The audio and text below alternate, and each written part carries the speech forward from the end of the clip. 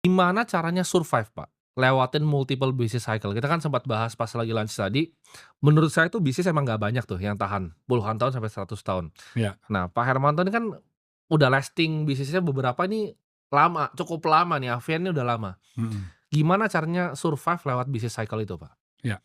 Jadi, eee, di family business ya, itu yang paling penting, itu kita jangan hanya, memberikan kekuasaan kepada kita punya darah daging atau anak cucu ya, tapi berdasarkan dari kompetensi.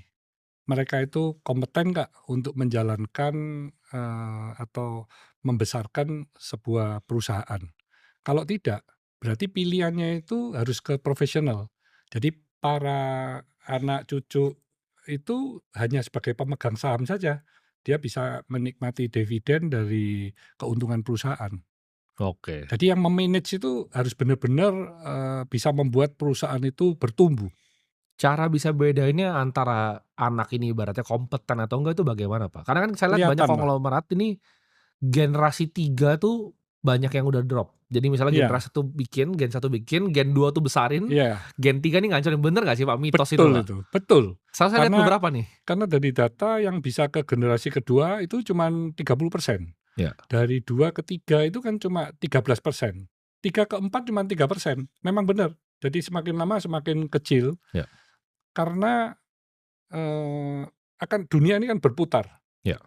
Jadi biasanya founder itu kan wah sangat ulet ya, mereka, struggle dari nol bisa gede. Ya. Nah pada akhirnya mereka mendidik anaknya itu sudah lebih manja gitu ya. Oke. Nanti anak ke cucu tambah manja lagi gitu Oke. ya. Nah, itu yang membuat pada akhirnya anak maupun cucu itu tadi tidak setangguh dari founder gitu. Oke. Karena mereka sudah nyaman hidupnya ya. Mau, kerja lebih dari 10 jam aja, "Loh ngapain? Hidup kan cuma sekali masa harus dinikmatin dong?"